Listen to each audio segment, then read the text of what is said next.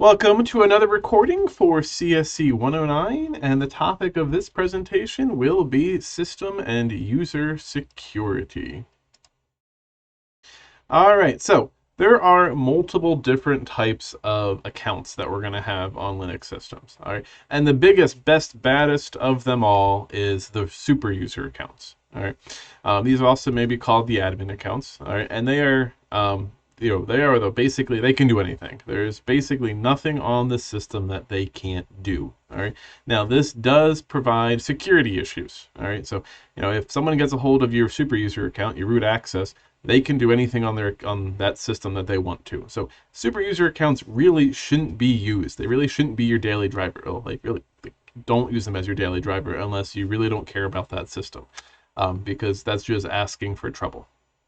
All right, you want to use traditional user accounts for your daily driving things. All right, now as part of the admin accounts, all right, we do have the sudo. All right, so this is more of, I'd actually say for your normal user accounts, you have sudo and su. All right, so sudo basically allows you to pretend that you're a super user account. So it allows you to execute things with privilege, basically. So it takes a traditional user account, makes it more like the super user. So super user do, that's what sudo is.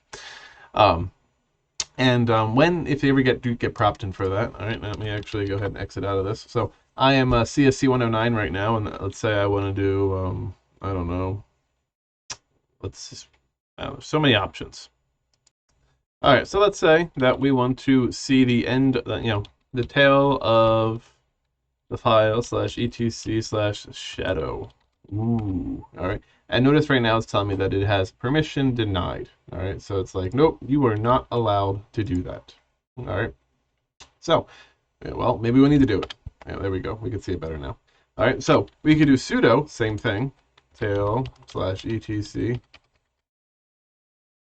/shadow. And I'm not sure this account actually has access for that, but it's going to ask me for the password. And notice this does say password for CSC109, so it's asking for your user's password. So I'm going to go ahead and type that in, and it still says I'm not allowed to execute it. All right, it says I have this user kind of locked down. All right, so we can't do those types of things. All right, so now I could do su, and if I run that straight up, now it's just asking me for a password. So this is me actually trying to access the root account. All right, so I'm going to type the password for the root account in.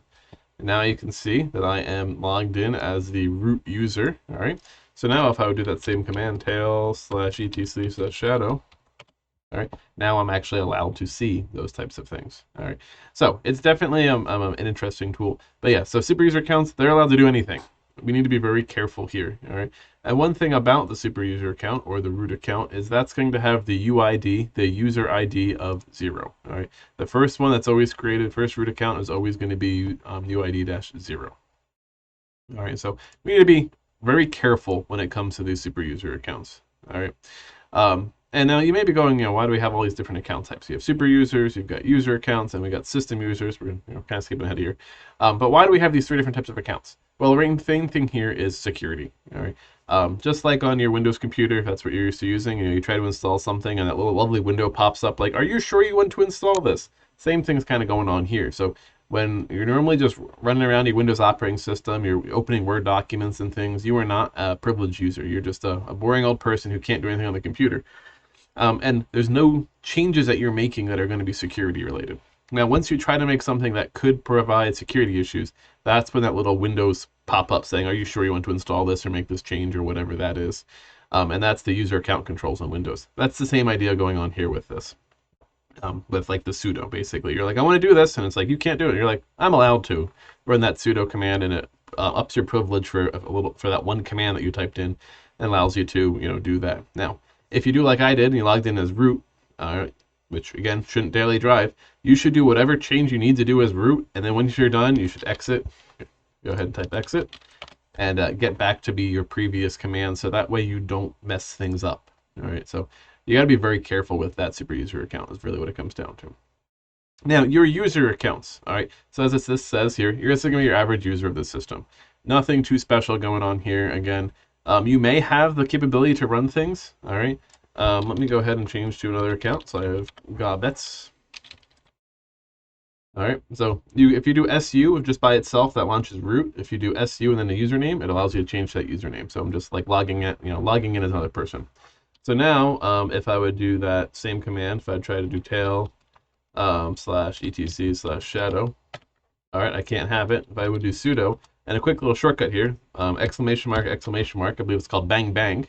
If I do that, now it's asking me for my password for this, and boom, now I'm allowed to run it. All right, so you can see how my different users I have set up with different privileges. So the CSC 109 one, that is like a bare user for this account that's not supposed to have a lot of privileges. It couldn't read this file, but my Gobets account has the capability to become more of an administrating account. So again, something to kind of keep in the back of your mind. So in that case, I can elevate my permissions for my Gobets one. I can't elevate them for my CSC 109 class. So again, kind of something to just to be aware of. All right. Now there is a lot of information on usernames and things, not passwords, but usernames and stuff in the etc password file. So if I would do a cat of that, you know what, let's nano it. Sudo nano. I don't know if I need to sudo for this, but that's okay.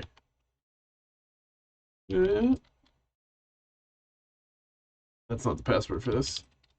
I don't know if it's going to let me do it. Yep. So let's just try it straight now without the sudo. Yep, I can see it. All right. So you can see at the bottom it's saying it's unwritable. So I don't, for this user, again, doesn't have permission to write this file, but is allowed to read them. So here is all of the different users on this system. All right, and there are a lot of them. All right, so here you can see root, all right, at the very top. And in this file, we're in the passwd file right now. All right, the first thing is your name. So this is the name of the account. So in this case, right now I have root highlighted. All right. If I would go over to this X, that would be your placeholder for your password. All right. Next, we have our user ID. So again, I told you that root would be 0. All right. If I scroll down, you can see that Gobets is 1000, CSC109 is 1001. All right. Next, we have our primary group. All right. So 1001 there and 1000 there. All right.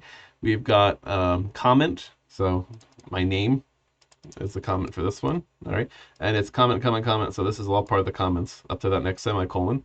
And then you have your home directory location. All right. And then we have shell. So which shell are you mainly using? So in this case, it's bash. If I page back up, what's the root user? Root user is bash as well. All right. So a lot of information is going on there in this folder. Now, again, nothing super crazy. All right. Now, in that other file that I had open, that etc shadow, all right, that one does actually have your passwords. Now, those are in one-way encrypted, so in theory, you can't use them for anything, but they are being listed there as an encrypted, so it is something that you want to be aware of, is really what it comes down to. All right. Yep, and then UID here are going to be greater than 1000, really what it comes down to for your traditional user accounts. All right. So for system accounts, we also have system users. All right, and these are used to run the OS components. So without the system users, your operating system wouldn't really be running it the way it is. All right.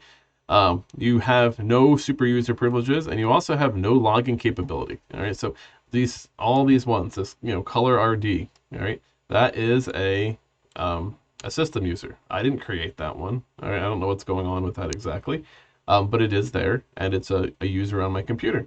And it's basically just saying that, hey, this is here.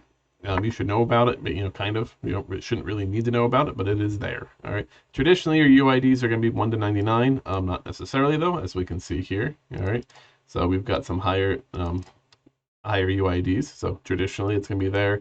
I think I read that like the newer ones are 500 and above. So again, it really kind of depends. All right. That's really all it comes down to. You'll also notice that we have no dedicated home directory here because this user shouldn't be storing any information. This user is really here to run one specific part of the system to keep the system running. All right, and this allows you to like kind of give privileges to that one little account to do some one specific thing, so that way it works. That's really what it comes down to when it comes to these systems.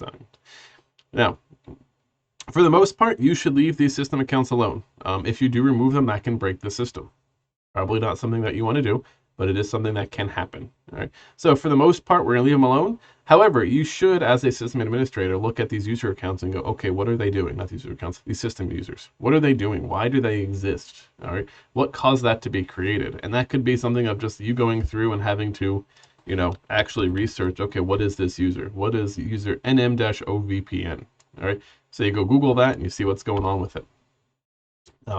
So you want to know what they're doing, so that way you know that they're not doing nefarious things. Really what it comes down to. Right. Now we also have group accounts. All right. So group accounts I like user accounts, but users are able to be part of groups. We've talked a little bit about this users and groups before, so you should know that they exist. But groups are going to limit / give group members access to things. All right. So again, you could have so you all have your own user accounts, and then you have half a third of the people in your class are in a specific group to do a group project, and your teacher puts you in that group on that Linux box. Well, now you would all have access to those resources that we are. If we ever talked about ooh, I did not do what I wanted to do. On the wrong thing. All right, remember how we talked right here about the read, write, execute, read, write, execute, read, write, execute. So it's user capabilities, group capabilities, everyone else's capabilities. All right, so that's what's going on there. So just something that you need to be aware of, again, in the long run. So the group accounts are really there to give you more access, more capabilities to specific things. All right.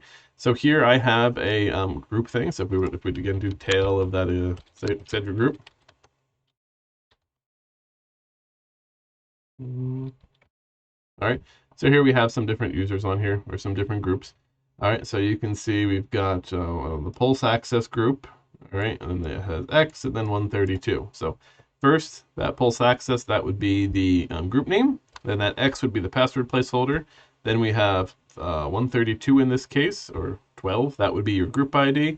And then you have your user list. So that would be the last thing at the very end. All right. So I have my Samba share here, which this user is a part of, the CSC 109 group, the CSC 109 user is part of. So it's very common for group names and usernames to be the exact same thing, really what it comes down to. So here I just have a list of all the different places that we've looked. So we've looked in the password folder, the shadow folder, and the group folder, or files. These aren't folders. But again, just want to kind of list those separately for you. Now, there are some different commands that we might want to use in different situations. All right, so if I would do, ID, gobets, and then, just ID gobets, we can see what that spits out. So it tells me my user ID, it tells me my group ID, it tells me what groups I'm part of. So you can see we've got the gobets group, the admin group, the CD-ROM group, the sudo group, the dip group, the blah, blah, blah, blah, blah. Now, what if I do ID and I do CSC 109? All right, you can see that my groups here are a lot more limited. So I don't have this pseudo group here. That doesn't exist. So my group IDs are itself, and then, itself, and then 125, which means no password login, which means you just type this in, you can log in without having the password. That's the only groups that this student is part of. So again, this has very limited capabilities, which is why when I need to do something, I need to log in as root or as the gobets account. So just something to kind of to think about there. All right. You also have the who option, which tells you who all is currently logged in. So right now, if I do who, it's just CSC 109. If I were to duplicate this section, well, actually, let's just find if I do sudo gobets, I type my password in for that. And I now do who. Does it give me both? Nope, still just that one. Oop, I didn't type that in right. Exit. Still can't type. All right, let me go ahead and new session.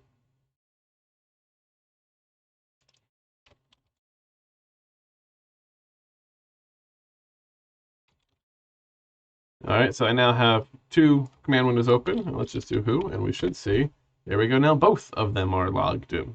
All right, so nice capability to have that when you need it for whatever reason. All right, and if I exit out of this and I do it one more time, now gobets is gone. All right, so we have that ID option. All right, we could look up information on them, so we could do ID-G of gobets, and sorry, not ID, not if. ID. There we go. You can see that's my main group. All right. If I did a capital G, that would show me all the groups again. So there's multiple ways to see this information, which seems to be kind of standard on on this. If you probably haven't learned that, especially my last video is like, well, if config still works, but I don't know if it works. Actually, I think it does work on this system. So showed that in the last video.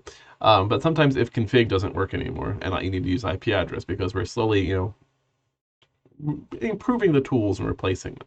All right, so that was the ID. We also have who, which I just showed you. We have W. All right, which gives us a lot more information. We've got the user, the type of terminal window they're using, where they're logged in from. So you can see that I'm logged in from 199 right now. That's probably my desktop PC. All right. You've got the time. There's a lot more information is what it comes down to. All right, and then the last one is you can look at last. All right, and this will tell you the history from the var log wtemp, which is login and reboot records. All right, so if we look at this, it's just showing me at the top the greatest. Yep. All right, so right here, this is you can see March 21st or 22nd. I did a reboot today of the system, so it was giving me problems. Then I logged in, so this is showing me that I was on the actual computer that I logged in on. And up here, it's seeing that I logged in remotely from my desktop IP address. So again, some very good information that can come out of that, especially if you're trying to figure out who did what to the computer and why they did it and those types of things. Having that login capability to go look at who logged in and whatnot is a great thing, as long as I haven't modified that file. So, but it's a good thing just to figure out stuff. Most likely, if you're just trying to figure out something that went weird, you knew why something happened, probably didn't go and modify this file. So that is a great place to look. All right, and that's kind of the quick, intro to different user accounts.